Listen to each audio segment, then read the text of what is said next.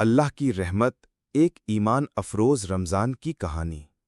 ایک چھوٹے سے گاؤں میں جو پہاڑوں کے درمیان واقع تھا، ایک نیک اور عبادت گزار خاندان رہتا تھا۔ اگرچہ وہ مالی مشکلات کا شکار تھے، لیکن ان کا اللہ پر یقین اور بھروسہ کبھی متزلزل نہ ہوا۔ جب رمضان المبارک کا مہینہ قریب آیا تو فاطمہ، جو ماں تھی، فکر مند ہو گئی۔ سحری اور افطاری کے لیے اشیاء ختم ہو رہی تھیں، اور اس کے شوہر جمال کو کئی ہفتوں سے کوئی کام نہیں ملا تھا۔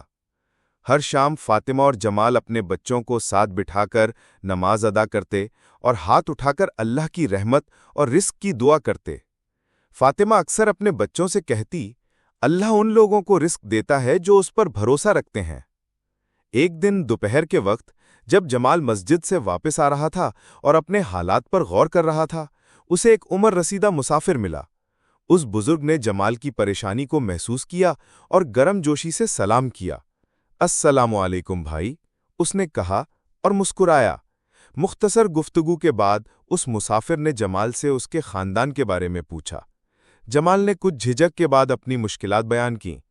بزرگ نے ہمدردی سے سر ہلایا، اپنا تھیلا کھولا اور سونے کے سکوں سے بھری ایک چھوٹی تھیلی نکالی۔ اس نے کہا، یہ تمہارے خاندان کے لیے ہے۔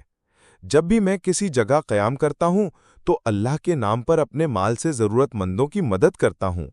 اللہ ہمیں مختلف طریقوں سے آزماتا ہے، مگر اس نے مجھے بے حد نوازا ہے، الحمدللہ۔ جمال کی آنکھوں میں آنسو آ گئے اور وہ بار بار شکریہ ادا کرتا رہا۔ اسی شام جب اس نے یہ غیر متوقع نعمت فاطمہ اور بچوں کے ساتھ بانٹی تو پورا گھر خوشی سے جھوم اٹھا۔ فاطمہ نے ایک شاندار افطاری تیار کی۔ کھجوریں، تازہ پھل اور مغذی کھانے دسترخوان کی زینت بنے۔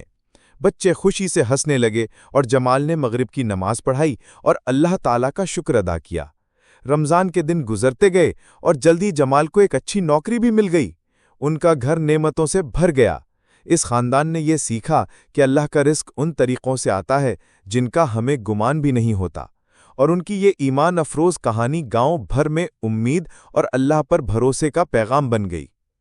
سبق: اللہ اپنے بندوں کو ایسے طریقوں سے عطا کرتا ہے جو ہماری سوچ سے بلند ہوتے ہیں۔ آزمائشوں میں بھی اللہ پر اعتماد کرنے سے غیر متوقع رحمتیں حاصل ہوتی ہیں۔